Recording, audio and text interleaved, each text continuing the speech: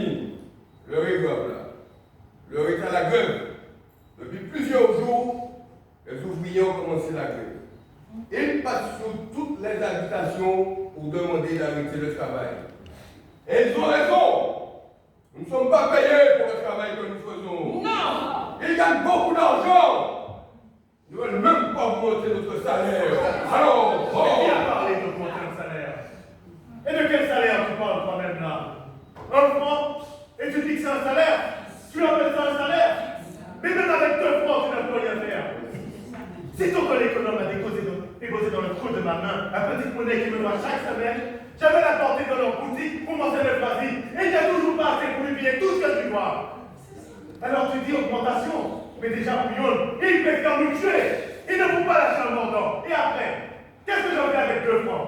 Il n'y aura toujours pas assez. J'ai sept enfants à nourrir. Et Paulina attend le huitième. Maman, t'as mis mon cher. Qu'est-ce que vous ça? Vidéo pour me montrer. Qu'est-ce que vous n'avez pas? Qu'est-ce que vous avez en là? Vous avez en chat. Comment qui m'a oublié ça? Il connaît tout le monde. Vidéo pour ma femme, tu vois. Vidéo, ça qu'est-ce que ça va aller tout là? Vidéo. Tu peux être fier de ce que tu es. Tu n'as pas un seul enfant d'ailleurs. La loi est déjà partout. Il y a la compréhension sur ton chien. Enfin, le boulot à la place. Laissez macaque avec sa langue sale. Eh oui, laisse ça. On a besoin d'être unis en ce moment. Les enfants sont l'avenir de notre pays. Nous aurons besoin d'eux demain. Mais pour le moment, c'est de toi que nous avons besoin. Nous sommes tous ici rassemblés là. Et même dans notre imbécile qui ouvre sa grande gueule. Alors que l'histoire est grave. Ne t'occupe pas des railleries. Les amis, je vous l'ai dit. Ne nous laissons pas distraire par les colibets éminents. Restons solidaires. La cause en a besoin. Attention, ils viennent vers nous. Que ceux qui nous rejoignent là gardent leur place. On ne fait jamais avec ces gens-là. Même si nous arrivons les mains nues, il faut nous tirer dessus. Mais comment t'as arrivé? Tu te vois travailler la bande de fainéants. Hein? Qu'est-ce que ça veut dire? On discute. Vous mettez le métier. Et toi là? Qu'est-ce que tu fais là? Il me semble d'avoir déjà vu sur notre impression. Ils sont venus ici. Qu'est-ce que tu fais ici? Oh. Toi, le larbin, le marche-pied du béquet, le chien, l'espagne, le voleur de femme. Moi, je peux t'adresser poliment à toutes ces personnes que tu vois là. Ce sont des adultes. Des pères et des mères de famille qui travaillent dur pour survivre. Et que ton salopard ne pas trop exploite. Alors, ton langage de petit béquet gris à bavoter. Vous les bords le soleil. Ramassez sur une plage parmi les immondices et les cadavres de Marion de Gabriel Blanc. Garde-le pour quand tu vas laver les culottes sales de tes maîtresses béquets. Parce que ici c'est respect.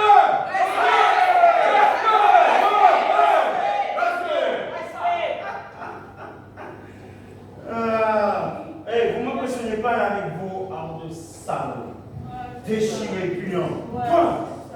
Même si vos coups sont filés, ici, c'est moi qui commande. C'est moi le commandant. Ici, c'est moi qui commande ici. Il y a le monde qui est devant là. Il y a tout là. Et puis on a dit, c'est pas le commandeur. Mais on va comment ça finit.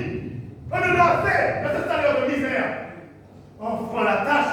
C'est qu'à vous pas mal d'études de travailler. Nous les avons finis chauds hier.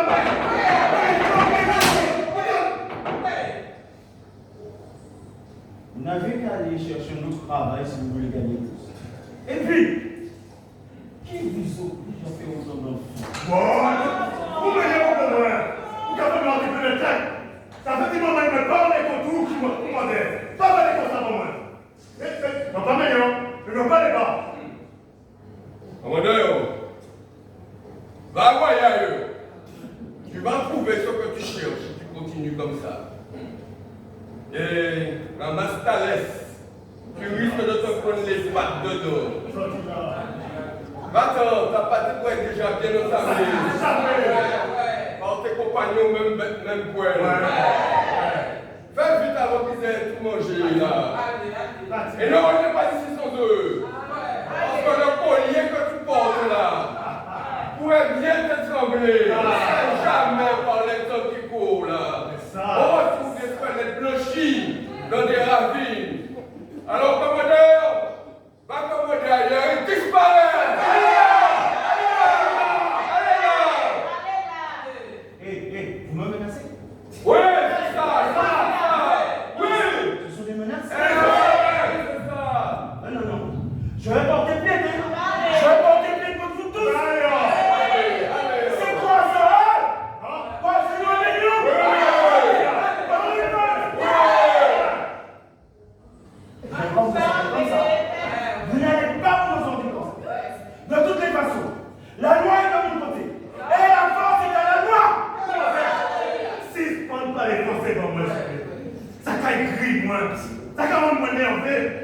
Mais pourquoi on ne pas ça qui nous y alors?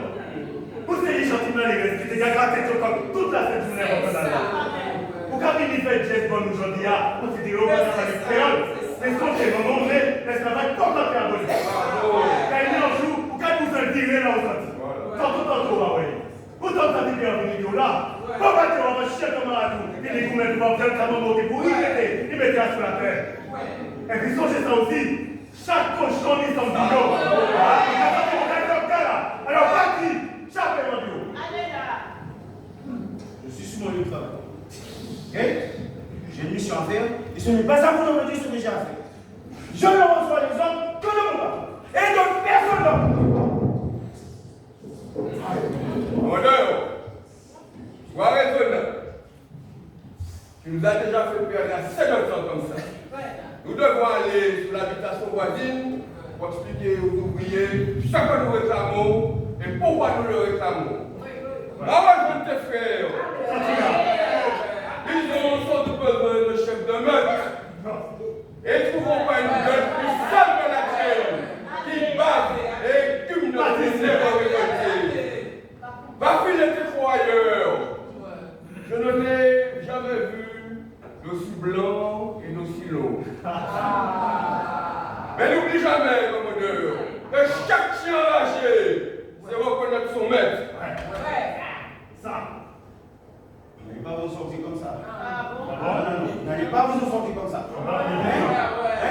Vous allez me payer ça. Vous allez me payer ce que vous voulez faire. Vous allez me payer ça. C'est pas qu'il faut des menaces maintenant. Commandeur, tu vois les travailleurs tous les jours. Oui, tu m'as vu sur une autre habitation et sur beaucoup d'autres peut-être. Nous travaillons comme des bêtes.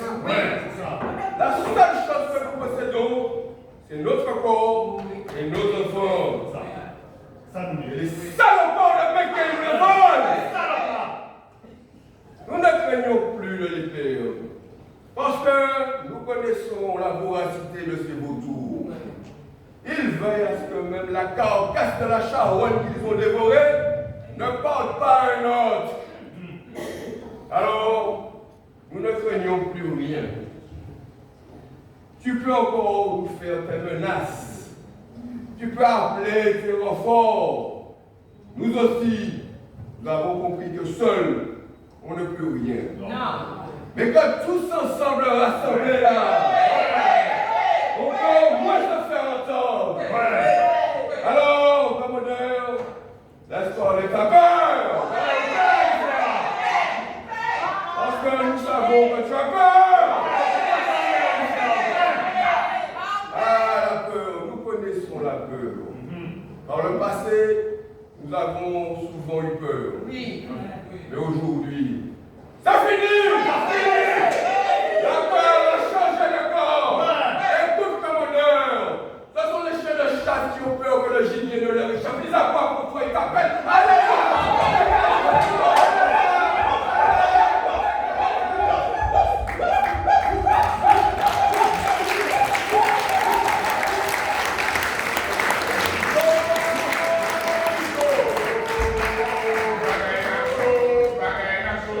Show!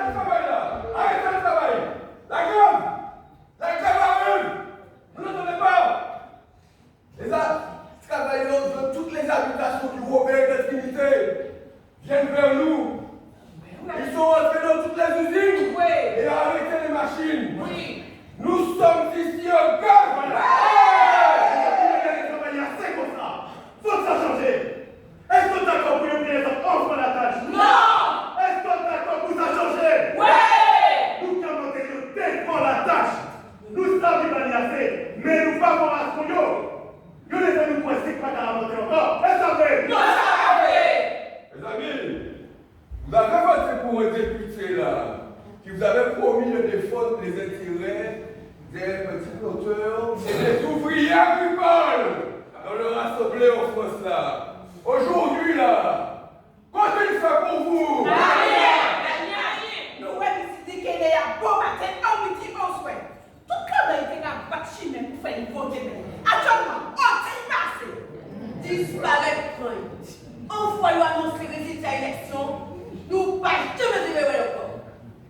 Même en près de vie. Les gens qui fait notre boxe c'est là où on cherche au cas où. Les paquets existent encore. Voilà. Ah, vous avez bien compris que nous ne pouvons pas compter sur les députés. Non. Ni Guibert, ni Duquesne. Si nous, là, nous ne nous battons pas pour défendre nos droits, qui d'autre le fera à notre place? Parce que si vous restez en face, là, ce qu'ils veulent, c'est continuer à gagner de l'argent à la sueur du fond des travailleurs. Nous ne pouvons plus accepter ça. Nous arrêtons le travail jusqu'à ce que nous obtenions ce que nous voulons. C'est ça même. On m'a dit que la reine envoyé un papier pour dire qu'il fallait donner 2 francs pour la tâche. Je ne sais pas de quelle reine tu parles, ma soeur. Mais elle a raison. C'est ce que nous demandons. Est-ce que des autres qui ont gagné plus l'argent l'an passé et que l'argent dans la galette de l'eau? Nous ne pouvons pas partager. Nous mettons une poche avec une poche pétée comme un dos. Est-ce que ça te plaît? Non! Bah-nous l'argent, nous! Bah-nous l'argent, nous! Bah-nous l'argent, nous! Les amis, surtout, nous demandons qu'ils arrêtent le piquant. Ah ouais, vous voyez, si c'est pas une bagaille, une chante là. Une bonne misérable, une bonne mauvaise sujet, une bonne vorace. Ouais, là c'est maintenant, moi coupé comme toute la sainte journée, j'y sens l'envie de tomber. Les gens arrivent, puis quand la main attrape la jambe, j'ai rien qui chante quand on va chez moi. Et puis ça, donc là, quand il me comme n'a pas bon. Et puis là, on va allez. Continue. Tandis, moi je suis vraiment. Je suis allée chez le docteur la semaine dernière parce que j'avais besoin de le voir. J'ai travaillé depuis 6 heures du matin pour faire tout le travail. Tout. J'ai fait tout. Je lui ai dit, moi, on va travailler à ça. Moi, ma fille, il salope à moi l'argent en 10 000. Parce que c'est misérable. Voilà pourquoi nous vous demandons de vous joindre à nous. Nous avons fait assez comme ça. Toutes les îles carrétées, les îles en France ont arrêté tout. Est-ce que pareil pour suivre nous? Est-ce que pareil pour que les combattants là?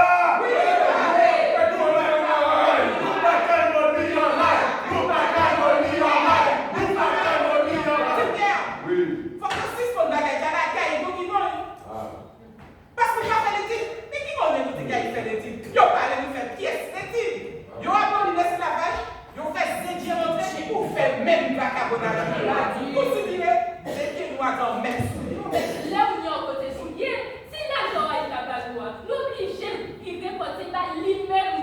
Donc, après, c'est des sacrés volets, des sacrés profiteurs. Volets. Tu as raison, ma soeur. Nous devons, avant de partir, savoir ce que nous voulons. Et nous ne partons pas en ordre dispersé. Non. Non. Nous sommes une seule voix. Un seul peuple. Un seul monde. Et nous partons d'ici, tous ensemble. Pour aller sur les autres habitations. Et demain après-midi, nous serons tous rassemblés devant l'usine du Fossoir.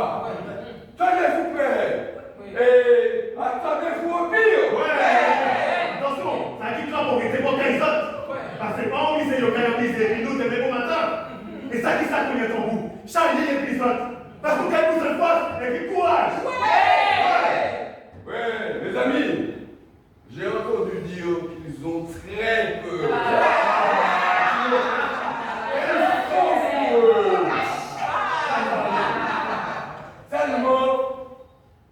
appeler des renforts. Les amis, la journée sera dure.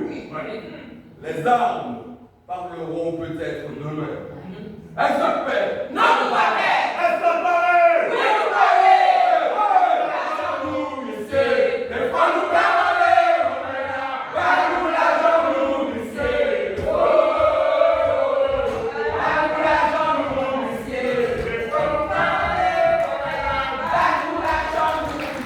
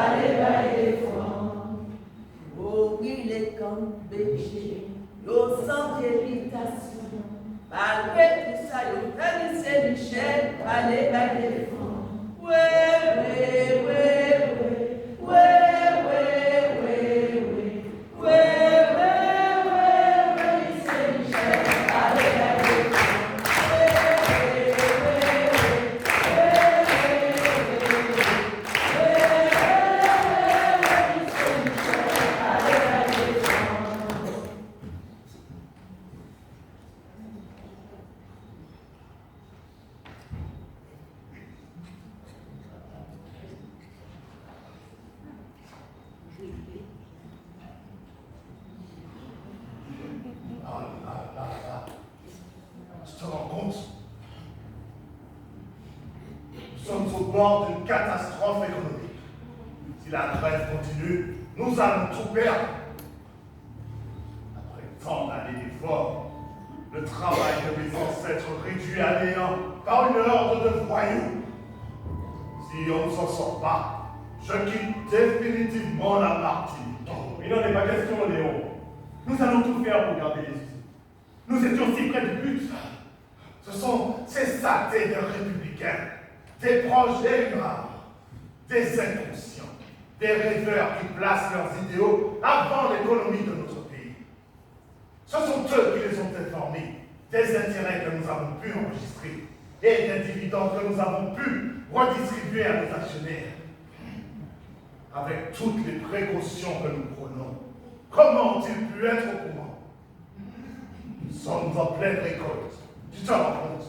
Une belle année, comme nous n'en avons pas eu depuis longtemps. Si la canne est coupée dans l'école des fichus, je le sais tout cela. Est-ce utile de l'envoyer sur les causes?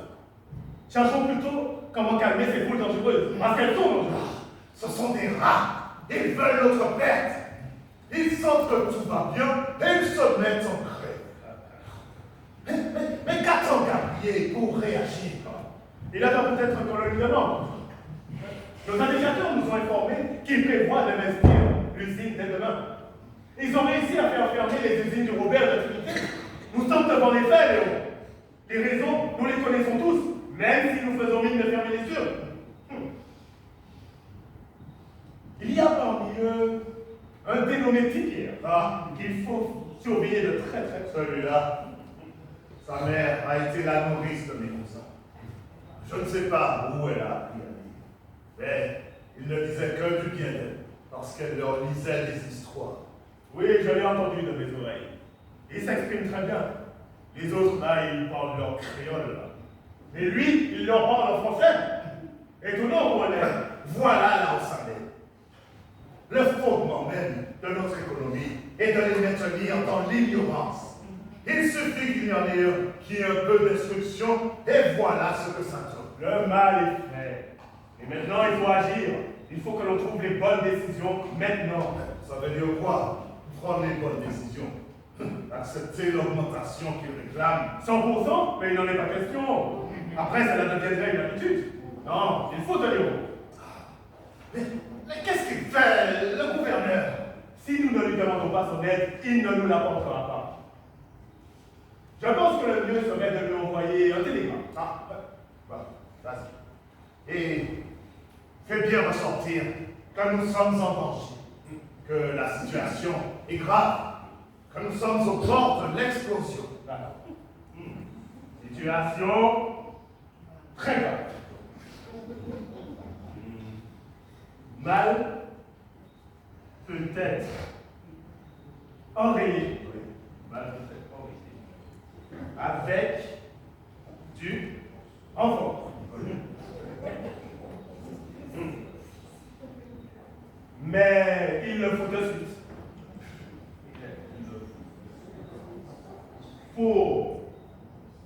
Pour barrer. Pour barrer. Trop armé. Oui, c'est bien ça. Venant du nord. Venant du nord. Et déjà à 5 km du François.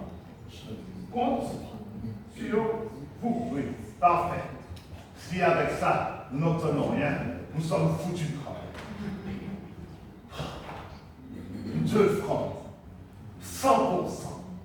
On aura tout vu. Mais pour qui se prennent-ils les maires aujourd'hui? Ils avaient déjà essayé une première fois. Mais l'empereur avait redonné de la dignité à l'équipe. Et puis, que chacun reste à sa place. Il n'y a aucune logique dans ce que réclament ces hordes de sauvages. Et puis, que feront-ils avec autant d'argent? Et qu'est-ce qu'il nous restera, nous, quand on leur aura tout donné? Le suffrage universel. Quelle blague! Des nègres qui votent. Et ils risquent de dire des gens qui, comme eux, n'y comprennent rien. À voter, quelle vaste rigolade! Gabriel s'imagine que je n'ai pas compris son petit jeu. Il attend que ces nègres nous massacrent pour réagir. Je vais lui montrer ce que c'est de ne pas nous obéir. Ils sont là pour nous servir, bon sang. Il n'a pas l'air d'avoir compris ça. Il ne fera pas de bons vieux os ici. Il peut en être sûr. S'il ne réagit pas, nous informerons directement le ministère des colonies. Nous est bien plus utile et efficace. Heureusement qu'il est resté à Paris pour défendre nos intérêts. Voilà, c'est fait. Pour une fois, elle était efficace, cette petite. Très bien. Avec ça, nous sommes bien. Vraiment. Oui, entrez. Bonsoir, M. Léon. Bonsoir, M. Lévy. Monsieur qui me dit, est-ce que vous êtes vrai? Non. Qu'est-ce qu'il veut ici? Qu'est-ce qu'il nous veut? Dis. Qu'est-ce qu'il nous veut, celui-là? Il n'est pas de notre camp, ça c'est sûr. Il ne vient tout de même pas chez moi pour défendre ces hordes de sauvages quand même. Ah, Clément, en place. Qu'est-ce qui t'amène à cette heure-ci? Ne jouez pas ça avec moi, monsieur. Vous savez bien pourquoi je suis là. Alors, auteur, puisque monsieur vous dit qu'il ne connaît pas la raison de votre visite, dites-le lui. Vous pensez que je suis venu jusqu'ici pour jouer au devinette avec vous deux? Je suis venu vous parler de la situation de la commune. Toutes les oubliés sont en paix. Alors là, Clément, si c'est ce que tu es venu nous dire, tu perds ton temps. Il faut être aveugle, sourd, muet, ou mieux encore, mort, pour ne pas être au courant de cette folie. Ce n'est pas de la folie. Il ne réclame que ça pour les devoirs. Oh ouais, tu auras bien réussi à me faire rire, Clément.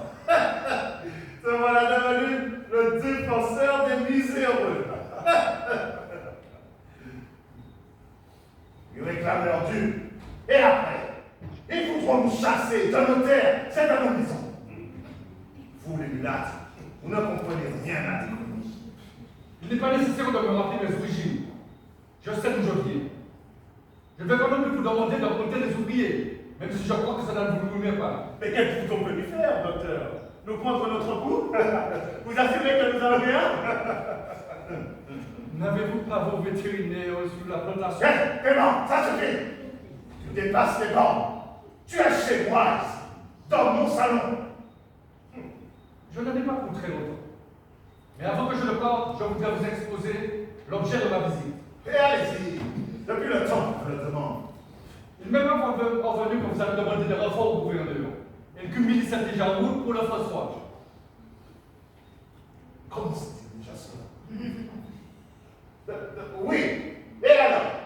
Nous nous sentons en danger. Nous avons besoin d'être défendus. Monsieur, vous n'avez pas besoin d'une milice armée contre des travailleurs venus, armés d'un coup là. Monsieur, renoncez à cela. Il va y avoir un massacre. De quoi tu parles, Clément? De quel massacre? Si le gouverneur nous envoie du renfort, c'est précisément pour qu'il n'y ait pas de massacre. Monsieur, renoncez aux armes et entamez des négociations avec les travailleurs. Ils ne nous demandent pas grand-chose. Je prends. Mais vous ne comprenez donc pas. Il n'y aura pas de négociation. On en vient à regretter le consultant. Est-ce qu'on négociait en ce temps-là? Non, le fouet, et puis c'est tout, voilà. Monsieur, vous en avez la nostalgie. Mais croyez-moi, c'est bien fini. Il n'est pas trop tard pour éviter un carnage. Bonsoir, messieurs. Si le sang va couler, il coulera. Mais ce ne sera pas le nôtre. Je connais vos habitudes. Bonsoir, messieurs.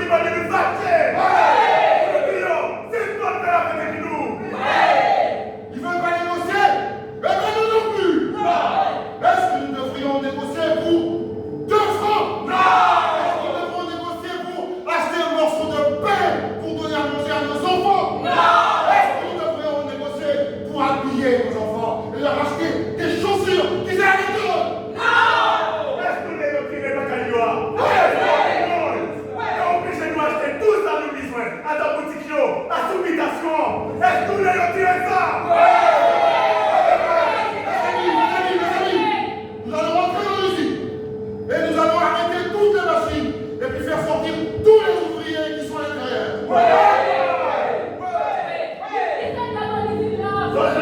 Le combat de la soldat. Combien qui dit? Est-ce que on met? Oui, on est. Ah, Yormé,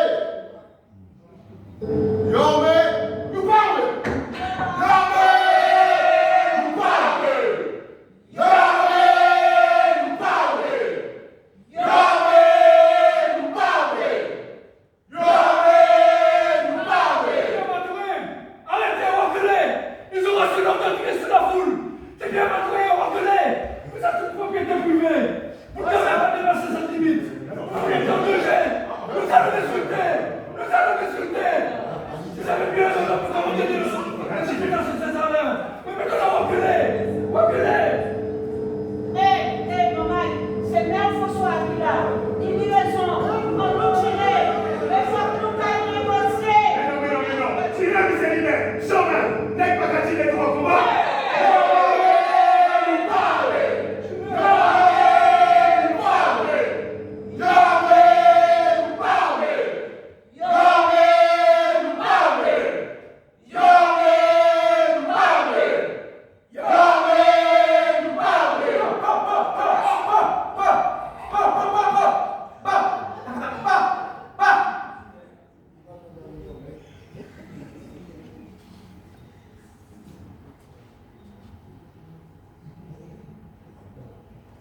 Sont tombés ce jour-là.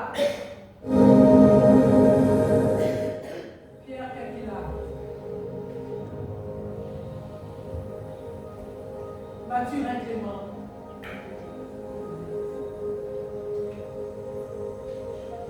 Emilien Arison, Auguste Vespanama, Paul Chasseur, Augustin Clotal, Victor Merlon, Barclay Anatase, Barclay Perpétus, Gulliver Machu, Jean-Pierre Didier, Le Gros Eustache, Nancry Célestin, Pomar Jean-Louis, Rovella Denis, Tarieux Polycarpe, Bertinet Thomas, M. Bondo Paul, Pondoris Justine, Renette Alice, Odine Stéphane.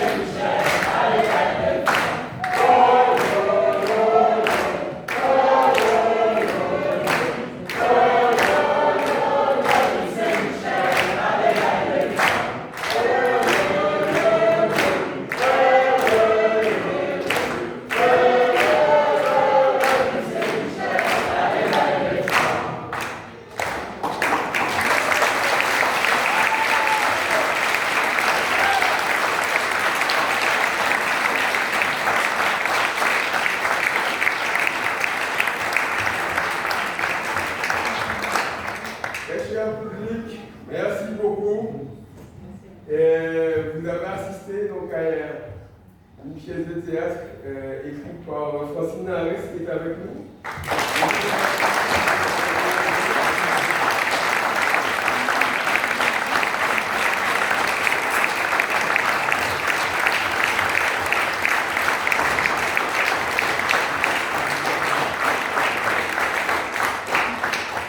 Nous allons vous présenter les comédiens. Donc, dans le rôle de Tikier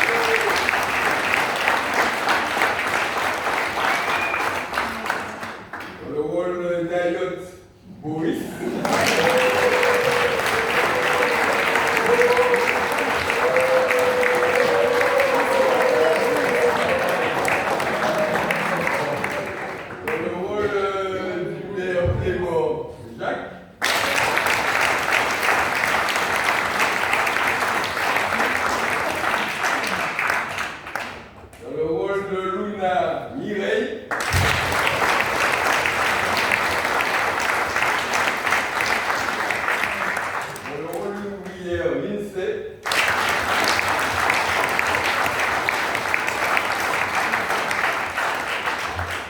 Dans le rôle d'une ouvrière et d'une chanteuse Philomène.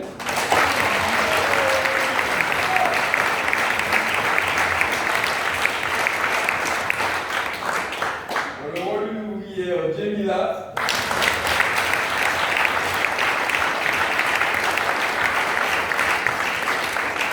Dans le rôle d'une ouvrière Sylvie.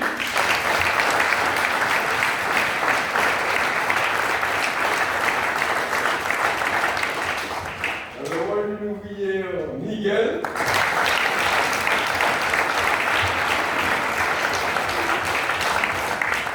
Dans le rôle d'une ouvrière et de la servante Agnès.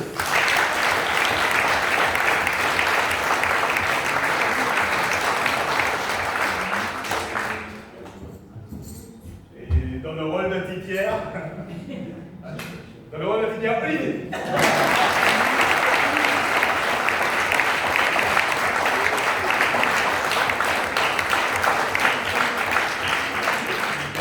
Le texte a été écrit par Francine Arès et elle a été mise en scène sur ce site-là par Élie Pénaud.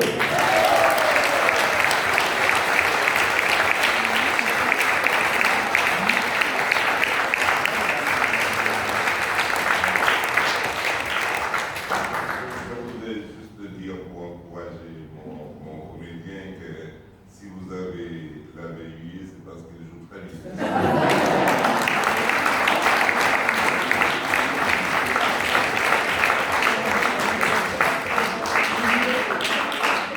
Alors, nous allons maintenant passer à un moment d'échange si vous le souhaitez. Alors, Francine, est-ce que tu veux dire quelques mots?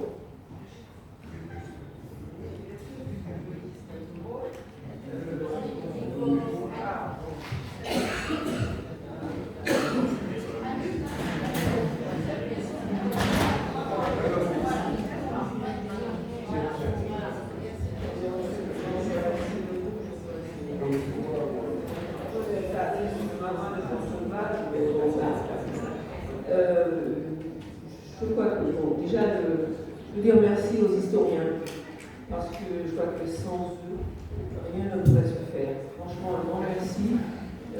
La première chose que j'ai faite quand il m'a demandé d'écrire cette pièce, c'était ça. Bon, il faut que je fouille. Bon, on a repassé, nous sommes nés sur une plantation. Notre père était gérant d'habitation, c'est pas très glorieux pour nous, mais bon, voilà, c'est comme ça.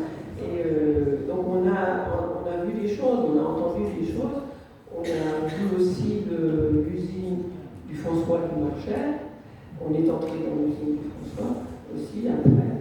Et, mais pour écrire cette pièce, il fallait que j'aille chercher tous les grands historiens de notre pays, et vraiment ils font un travail fabuleux.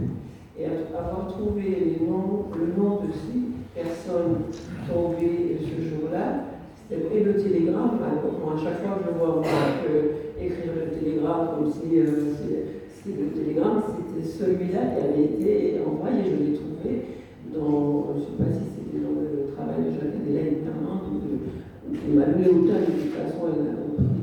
Mais vous faites un travail formidable et vraiment, merci de m'avoir invité et merci pour le travail que vous faites. Et alors, ce que je veux dire, je raconte à chaque fois, c'est peut-être ennuyeux pour les gens qui ont déjà vu cette pièce, je ne sais pas, c'est la 30e fois, je crois que c'est même aujourd'hui, c'est peut-être la 60e fois qu'il la joue, donc déjà je l'ai rejoué, mais je ne peux pas m'empêcher de vous dire qu'au moment où j'ai conçu d'abord la pièce qui samedi dernier, il a joué à la Camille Garcia, après avoir lu toute la documentation, je concevais la pièce où il fallait dramatiser, il fallait la mettre dans un contexte d'aujourd'hui, avec des enfants qu'on voit, des enfants qui ne connaissent absolument rien de leur histoire. C'est pas une plaisanterie, hein, que Marc Annick l'a dit au début. Bon, on n'a pas joué cette partie des gamins qui se moquent de nos grands hommes parce que s'agissait de faire quelques extraits ce soir. Mais on a un désert culturel dans nos écoles, un désert, c'était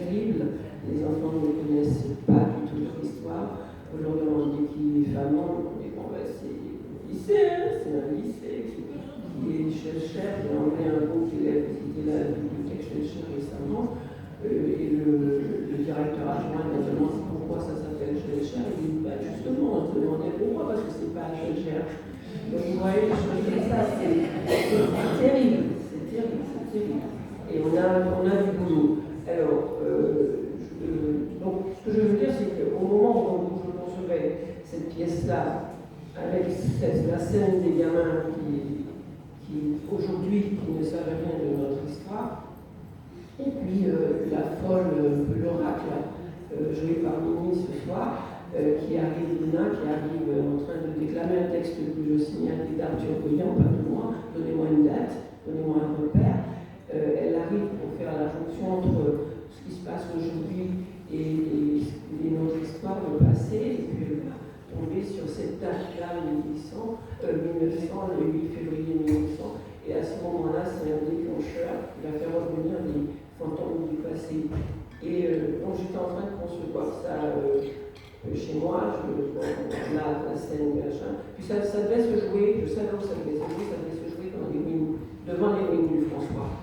Et donc on avait aussi à notre disposition des ballets. Donc c'était des ballets qu'ils avaient les coupeurs de canne. Donc ça faisait un intermède assez... Bon, entre parenthèses, une fois j'ai demandé à une jeune fille ce qu'elle avait préféré, elle m'a dit que les ballets. J'ai dit bon, il y a du boulot. Donc il y a encore du boulot. Et donc j'étais en train de concevoir cette pièce et je me disais, bon ben là maintenant, la grève marchande descend vers le François, la milice est en place dans l'usine, et maintenant les ouvriers sont dans l'usine. J'ai déjà raconté une fois, mais chaque fois j'ai envie de pleurer, j'ai encore la chair de poule en vous disant. Et quand ils arrivent devant l'usine, là la milice commence à tirer, et j'ai commencé à pleurer. Et j'ai pleuré, et j'étais inconsolable. Et c'est pour ça que je me dis que je ne suis pas seule quand j'écris. Vous les historiens, merci, mais je vois qu'il y a quelque chose qui s'opère. Je crois que les fantômes du passé sont revenus, ont pris possession de moi, peut-être, je ne sais pas, je ne suis pas rien. Et donc il y a quelque chose qui se fait au moment de l'écriture. Et j'aime bien raconter cette chose-là parce que je crois que nous avons des choses à écrire encore, nous avons des pièces de théâtre à écrire.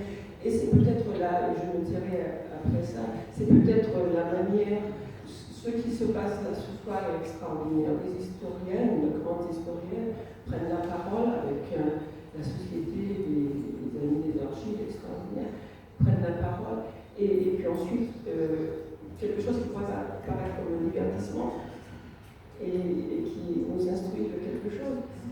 Est-ce qu'il n'est pas temps qu'on aille jouer ces choses-là dans la rue?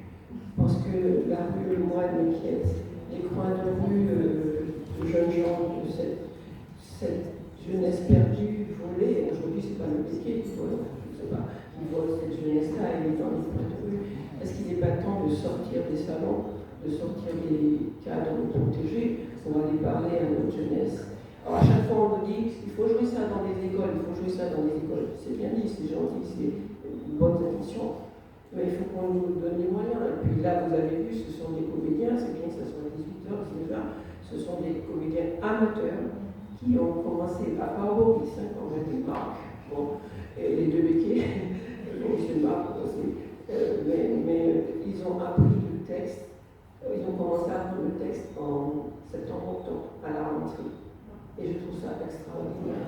Vraiment.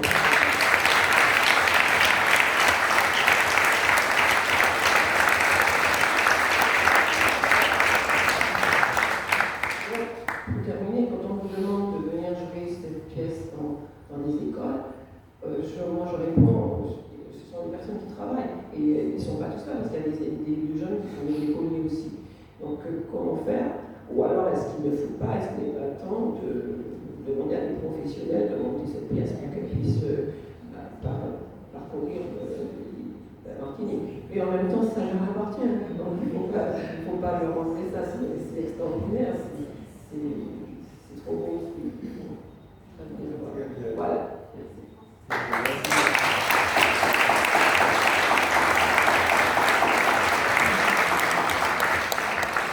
Avant de vous passer la parole, nous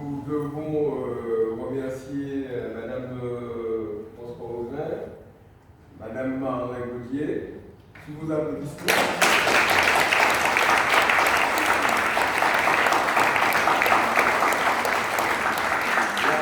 Société des Amis des Archers pour leur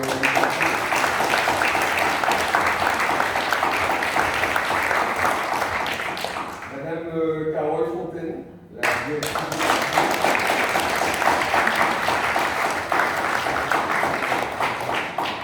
Et puis, avant, Monsieur Johan, notre technicien.